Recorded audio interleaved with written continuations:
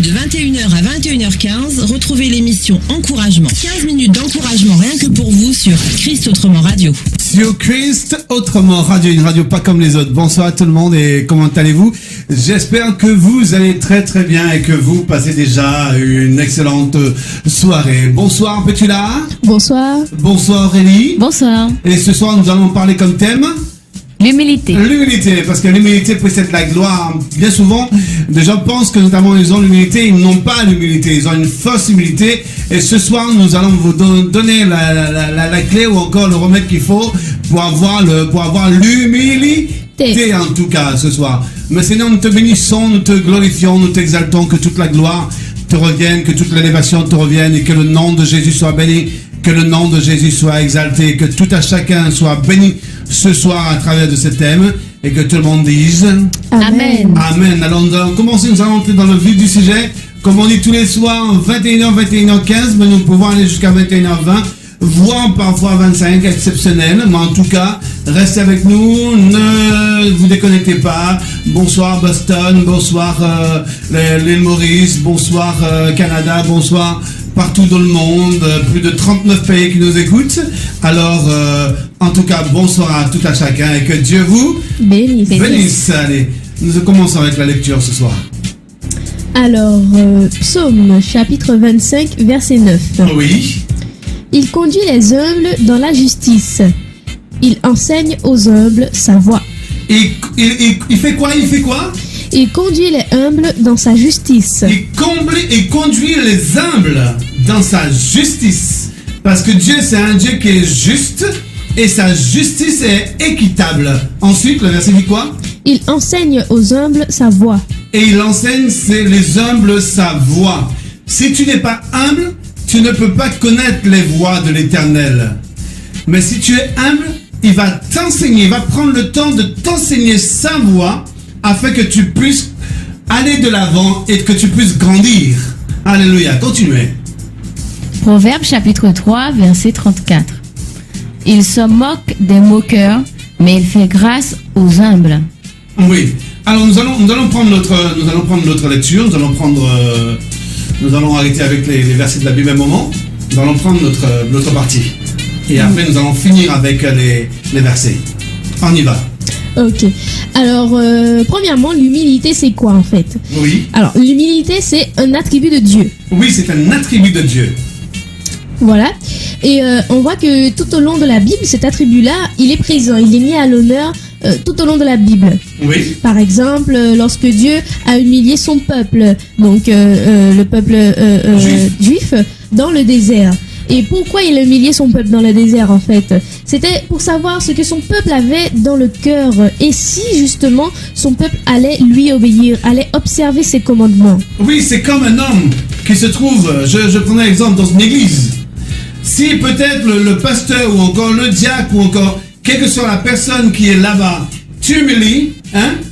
Est-ce que c'est la personne qui t'humilie? Est-ce que c'est à cause de cette personne-là tu vas abandonner Dieu?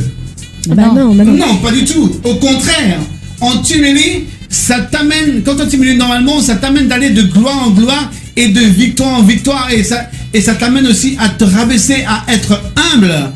Parce que quand tu es humble, Dieu t'élève. Là, c'est une des clés dans la vie d'un chrétien que normalement il doit avoir.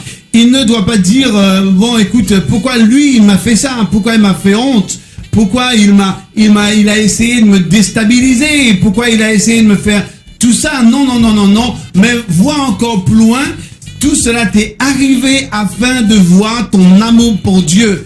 Parce que bien souvent, un homme ou bien une femme a tendance de s'accrocher au basque, s'accrocher aux robes du pasteur, au lieu de s'accrocher à Dieu. Malheur à l'homme qui se confie en l'homme, mais bienheureux l'homme qui se confie en Dieu. Mais si quelqu'un est ancré dans la parole, il reste avec Dieu. Quelle que soit l'humiliation qu'on va essayer de te faire endurer, tu vas pas tomber.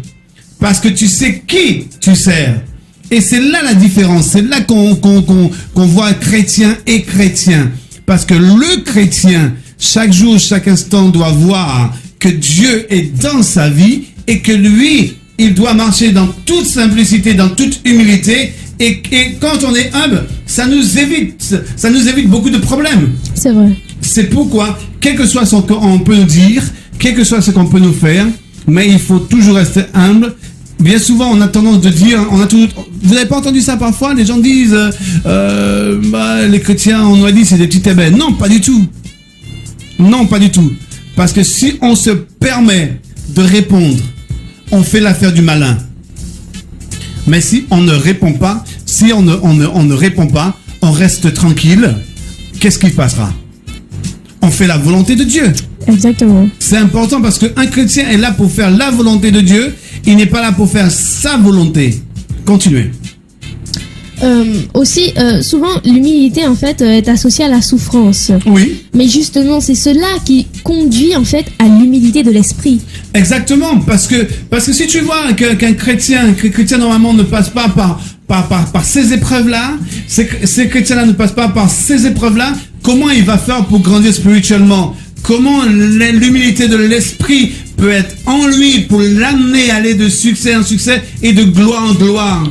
Parce que quand tu passes des épreuves, qu'est-ce que l'épreuve fait? L'épreuve te forge. Il y a des épreuves qui t'amènent à t'abaisser, à t'humilier à un certain point. Même toi-même, parfois, tu ne comprends pas. Mais il vaut mieux ne pas comprendre, mais mettre en pratique la parole. Et c'est ainsi que beaucoup de personnes seront sauvées. C'est ainsi que beaucoup de personnes vont être touchées encore plus par la parole. Parce que si nous essayons d'avoir des fausses modesties, on verra ça un peu plus tard. Quand les gens vont découvrir ta fausse modestie, ben tu vas tomber d'en haut. Ça sera une honte pour toi. Ça sera une honte pour toi. Il faut que quand les gens te voient, quel que soit ce qu'on te fait honte, on te malparle, on essaye de te descendre. Tu ne t'inquiètes pas. Il faut laisser Dieu combattre pour toi. Et si tu laisses Dieu combattre pour toi maintenant, tu auras la victoire. Et la victoire, mais uniquement en Jésus-Christ de Nazareth et Jésus-Christ de Nazareth seul. Matthieu chapitre 23 verset 12 nous dit: quiconque s'élèvera sera abaissé et quiconque s'abaissera sera élevé. Cela signifie quoi? Ça signifie qu'en fait l'abaissement, c'est non seulement la punition de l'arrogance d'un individu, mais c'est aussi une condition spirituelle pour effectivement accéder au royaume de Dieu. Oui, parce que celui qui est arrogant, quelle punition qu'il va avoir? La punition, c'est l'abaissement. Parce que tu t'élèves. Voilà. Tu veux te montrer plus grand. Voilà. Tu veux te montrer plus fort. Tu veux te montrer plus intéressant. Tu veux te montrer monsieur je suis. Tu veux te montrer une façon normalement élevée, plus haut que ce que tu n'es pas. Alors, qu'est-ce que Dieu va faire? Il va permettre qu'on puisse t'abaisser. C'est ta punition. Et si, dans cette punition, tu arrives à retirer une très bonne leçon, alors toi-même, tu vas sauver ton âme. Et là, tu dois devenir quelqu'un de humble et quelqu'un normalement qui croit en Dieu, qui met en pratique la parole de Dieu. Mais celui qui est humble, l'autre partie dit quoi encore? Vas-y. Eh bien, en fait, l'abaissement, donc, c'est aussi en fait une condition spirituelle pour accéder au royaume de Dieu. Oui, celui qui s'abaisse, plaît à Dieu. Celui qui s'abaisse fait la volonté de Dieu. Et qu'est-ce qui arrive ensuite? Dieu l'élève et il accède dans la grâce de Dieu. Voilà. Exactement. Et on voit aussi qu'en fait, Paul considère les humiliations comme des occasions pour arriver à une attitude en fait intérieure d'humilité. Il donne par exemple l'humilité de Jésus-Christ face à la croix comme un exemple à suivre. Oui. Puisque on voit que dans Philippiens chapitre 2 verset 8, il est écrit que il s'est humilié lui-même, se rendant obéissant jusqu'à la mort, même jusqu'à la mort de la croix. Oui, en plus, c'est l'exemple d'humilité type que nous avons dans la personne de Jésus-Christ de Nazareth. Parce que Jésus-Christ, quand on regarde son parcours, il n'a pas quitté la terre pour aller dans les cieux et revenir. Il a quitté son royaume, il s'est humilié pour venir prendre notre état d'homme sur terre. Il s'est abaissé comme une faible plante afin de nous sauver jusqu'au bout. Même quand il était au bois du calvaire, Il n'a pas bronché, il n'a rien dit. Jusqu'au bout, il a porté sur lui nos problèmes, nos souffrances, nos maladies. Il a tout porté sur lui. C'est pourquoi nous devions rester tout le temps humbles et avoir comme modèle Jésus-Christ de Nazareth. Même quand il était devant Ponce Pilate, il n'a pas cherché à se défendre. Non. Il a dit, si mon royaume était dans ce monde, alors longtemps que des gens seraient venus pour le défendre. Pas du tout. Hein? Non, mais il est venu pour accomplir la volonté de Dieu. Il est resté humble. Il a accompli. Même il n'a pas bronché. Et pourtant, nous, êtres humains, nous sommes faibles. Nous, êtres humains, nous sommes humains. Et pourtant, nous cherchons à nous défendre. Nous cherchons à toujours parler, chercher certaines choses afin que nous puissions nous en tirer. Et pourtant, qu'est-ce que dit la Bible? Reste humble. Et Dieu parlera à ta place. Parce que dès que tu cherches à te défendre souvent, c'est que tu as quelque chose à te reprocher. Continuez. Donc en fait, l'humilité, nous devons en fait être vrais. Nous devons exprimer, nous devons être humbles et avoir. Quand tu dis être vrai, il faut aussi s'examiner. Voilà. S'examiner en profondeur. Continue. Et en fait, le contraire d'une vraie humilité, c'est une fausse humilité. Oui. Et la fausse humilité, en fait, c'est simplement la fausse humilité, en fait, c'est simplement une apparence extérieure d'humilité qui, en fait, n'est autre que l'orgueil, en fait. Oui. En tout cas, l'apparence qui est en autre que l'orgueil. Et qu'est-ce que l'orgueil fait? L'orgueil précède la chute. L'orgueil précède la chute. Et la fausse humilité, c'est pareil. Tu peux aller là où tu veux, tu peux faire semblant comme tu veux, mais tôt ou tard, ils vont te démasquer. Vont te démasquer. Et quand un enfant de Dieu est humble, même si on le cherche des noises, on va toujours voir qu'il est vrai, qu'il est sincère, et son comportement est direct. Il ne cherche pas à faire des détours, ni à faire semblant. En fin de compte, Colossiens chapitre 2 verset 18 nous le dit. Colossiens donc nous dit qu'aucun homme sous une apparence d'humilité et par un culte des anges ne vous ravisse à son gré le prix de la course, tandis qu'il s'abandonne à ses visions et qu'il est enflé d'un vain orgueil par ses pensées charnelles. Oui, c'est pourquoi de nos jours, il y a beaucoup de personnes qui prêchent, beaucoup de pasteurs qui prêchent. Là aussi, il faut sonder les esprits. Il faut faire très attention, enfants de Dieu. Vous qui nous écoutez ce soir, il faut faire très attention. Parce que des gens viennent avec leur façon de faire, leur façon de dire, leur façon d'entreprendre les choses. Ils sont orgueilleux, ils ne cherchent pas à plaire à Dieu, mais ils sont remplis de vanité. Ils veulent voir que c'est eux leur meilleure église, c'est eux. Mais non, tout ça c'est de la vanité. Quand quelqu'un est humble, il est là, il a l'église, il est là, il est avec tout le monde, il parle de la parole de Dieu, il est dans la simplicité. Ça, c'est différent. Mais quand tu vois des hommes et des femmes venir remplis d'orgueil et rien d'autre ne peut le supporter, ils peuvent même pas marcher parmi nous. Il faut qu'ils soient entourés de 10 millions de personnes.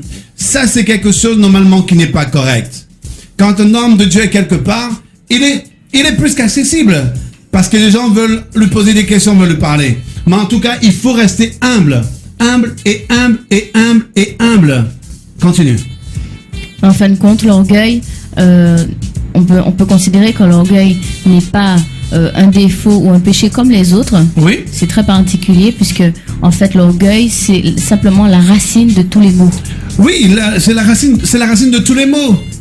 Parce que quand tu es orgueilleux, personne ne peut passer à côté de toi. Tu veux que tout soit centré sur toi. C'est ce que tu dis, c'est ce qui est important. C'est ce que tu penses, c'est ce qui est important. Personne ne doit pas faire autre chose si tu ne donnes pas le dernier mot. En tout cas, même aussi tout à l'heure, j'ai oublié de dire quelque chose, même quand on est dans une église, il faut faire attention parce que un pasteur qui est orgueilleux peut détourner un troupeau. Tout à fait. Et amener le troupeau à la perdition, parce que quand des gens sont dans une église, parfois ils ont tendance à ressembler au pasteur. Et je dis, ça c'est une honte. C'est une honte. Nous avons un seul modèle. Dieu nous a laissé des pasteurs pour enseigner sa parole, pour nous amener à aller vers lui, mais c'est pas aller vers le pasteur, mais pour aller vers lui. Notre seul modèle, c'est Jésus-Christ de Nazareth. Et si un pasteur fait quelque chose qui est bon et agréable, vous pouvez le prendre et le faire aussi parce que ça plaît à Dieu. Ça, c'est différent. Hein? Jésus-Christ a dit, soyez mes imitateurs. Mais si un homme est correct, et si un pasteur est correct, il marche sur la parole de Dieu, vous pouvez imiter ce qu'il fait. Ça, il y a une différence. Il y a une différence. Mais si c'est quelqu'un qui est orgueilleux, et on voit normalement qu'il est orgueilleux, il pense uniquement à sa personne. Et aussi, surtout de nos jours, notamment avec cette histoire d'évangile de prospérité qui est en train d'engrainer le monde en ce moment, on fait courir les gens après l'argent, au lieu de dire aux gens, c'est pas l'argent qui va sauver ton âme, mais c'est ta parole. Alléluia. Amen. C'est pourquoi normalement nous devions faire attention à ces genres de personnes-là afin de ne pas nous détourner de l'humilité que Dieu veut que nous puissions avoir. Donc en fait, de la même façon, l'humilité n'est pas une vertu comme les autres. L'humilité, c'est la racine de toutes les grâces. Et l'humilité, c'est la racine de toutes les grâces. Et pour avoir cette grâce, qu'est-ce qui te donne l'humilité? C'est la parole. C'est la parole.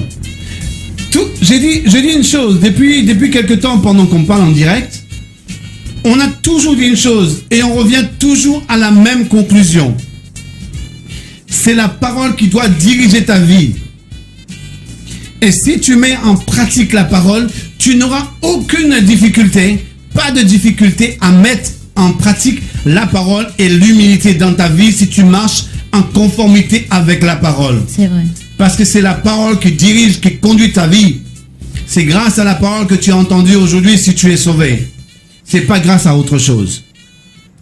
Et l'humilité, c'est aussi la clé d'une puissante transformation dans notre vie, en fait. Oui, c'est important parce que sans cette grâce, sans cette vertu, parce que ça fait partie des attributs de Dieu. Et si nous disons, parce que nous disons normalement, nous voulons ressembler à Jésus. Si Pétula ou encore Aurélie, nous voulons ressembler à Jésus, ce que nous sommes humbles.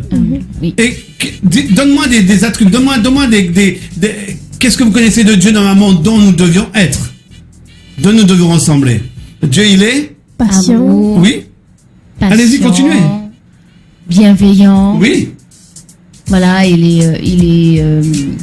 est bonté, miséricorde. Oui, il est humble. Il est humble. Oui, il est humble. Mais nous aussi, nous devions être bonté, nous devions être dans la joie, nous devions être dans la paix, nous devions être bienveillants, nous devions être aussi vérité, parce qu'il y a beaucoup de chrétiens qui mentent.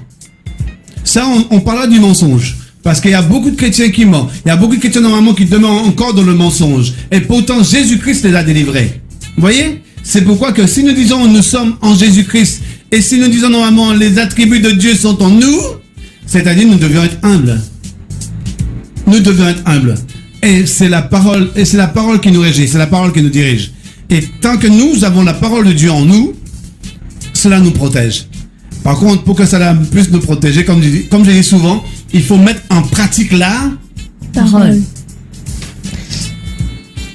Eh bien, en tout cas, ce qui est certain, c'est que quand on est humble, non seulement on obéit à la parole de Dieu, non seulement c'est parce qu'on met la parole de Dieu en application dans notre vie, mais en plus l'humilité nous protège. Nous protège de beaucoup de pièges et de beaucoup de choses, puisque en fin de compte, pour rester dans l'humilité, on va éviter certaines décisions, certaines fréquentations, certaines choses, mentir. Oui. Voilà. Donc tout ce que la parole nous condamne, en fait, tout ce que la parole condamne, oui. Eh bien, l'humilité va nous pousser justement à éviter ces choses-là. Oui, parce que l'humilité précède la gloire. Quand tu es humble, c'est-à-dire normalement tu es dans la vérité.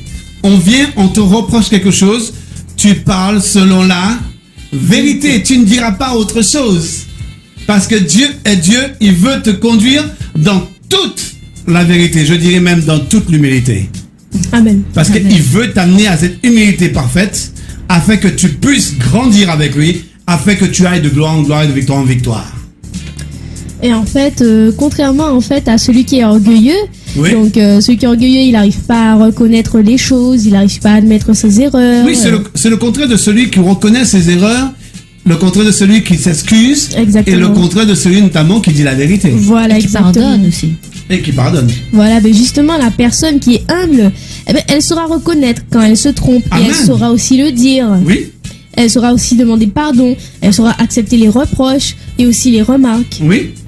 Parce que quand on est humble, on accepte. On accepte les remarques. On accepte les reproches. On accepte. Pourquoi on accepte? Parce que vous savez quelque chose?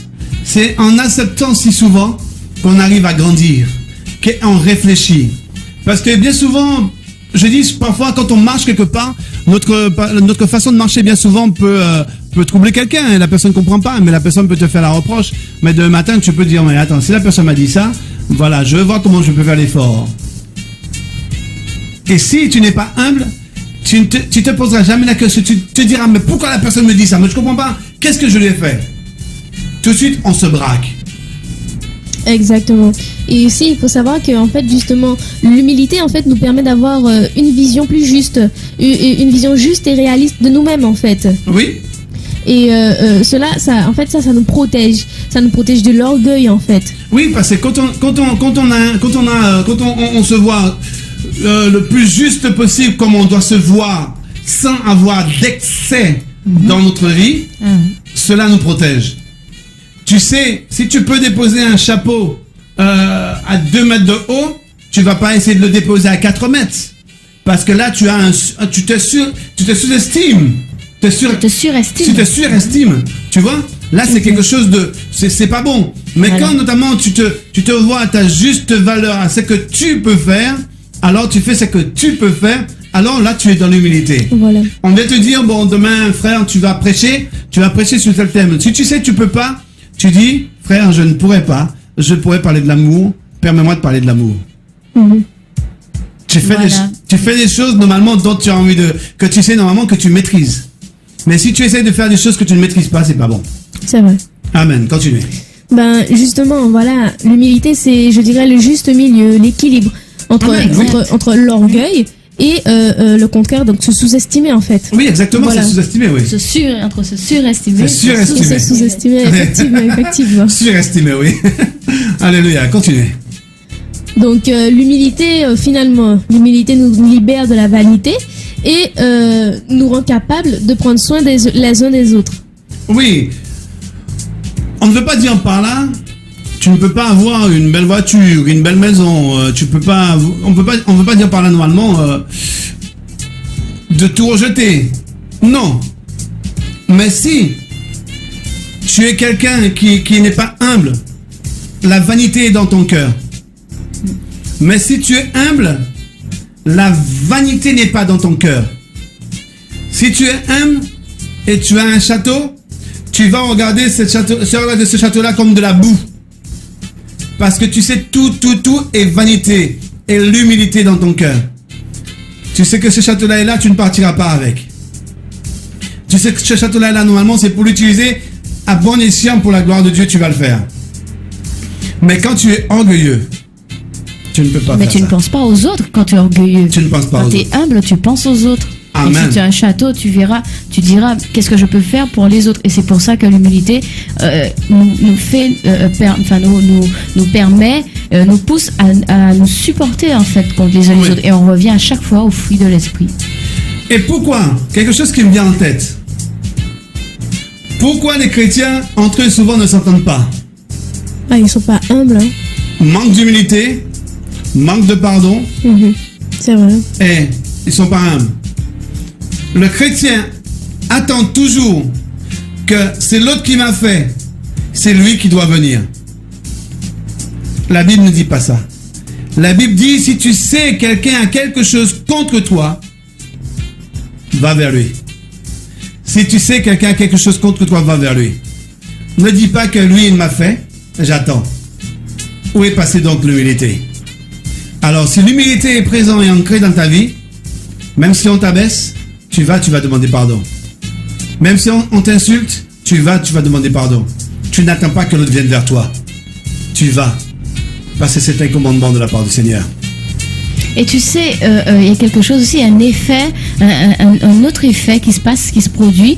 Par exemple, quand quelqu'un qui n'est pas humble, je te donne un exemple, quelqu'un qui est orgueilleux, il observe que une autre personne, ça peut être par exemple un serviteur de Dieu, qui lui est humble, le Seigneur l'élève et le Seigneur lui donne le succès, le Seigneur lui donne l'assurance, enfin voilà, tout ce qu'il faut pour pouvoir exercer son ministère. Et bien celui qui est orgueilleux, il peut penser, en tout cas c'est des choses qui arrivent, qui se passent d'ailleurs, il pense que le serviteur n'est pas humble. Et c'est faux, il est humble. Et lui, il rend toute la gloire à Dieu. Mais comme celui qui est orgueilleux voit devant lui quelqu'un qui a le succès, quelqu'un qui a le succès, qui a tout ce qu'il veut, tout ce qu'il faut, enfin voilà. Donc, on dirait qu'il se prend en exemple en fait, et il pense que le serviteur n'est pas humble. Oui. Et c'est faux. C'est ce qu'il va penser, alors que c'est lui qui est orgueilleux en fait. Oui, c'est lui, parce que bien souvent, quelqu'un normalement qui n'est pas humble, ou bien quelqu'un est orgueilleux, il va chercher toujours des défauts de quelqu'un normalement qui est humble. Pour faire penser le contraire. Parce que quand tu es humble, ça se voit, ça laisse couler. Et quand tu es humble, le succès est assuré. Amen. En tout cas, on va arrêter là pour ce soir. On va couper l'émission en 2 parties. Demain soir, on revient encore pour parler de l'humilité. Parce qu'il est exactement 21h25. On a dit qu'on déplace 20 minutes, 25 minutes. Il est 21h25. Demain soir, on revient avec la suite. En tout cas, soyez bénis Aurélie. Sois béni, merci. Soyez bénis Petula. Sois béni, merci. Que Dieu vous bénisse, que Dieu fortifie en tout cas. Nous vous disons I love you. Et à demain soir, 21h. Au revoir.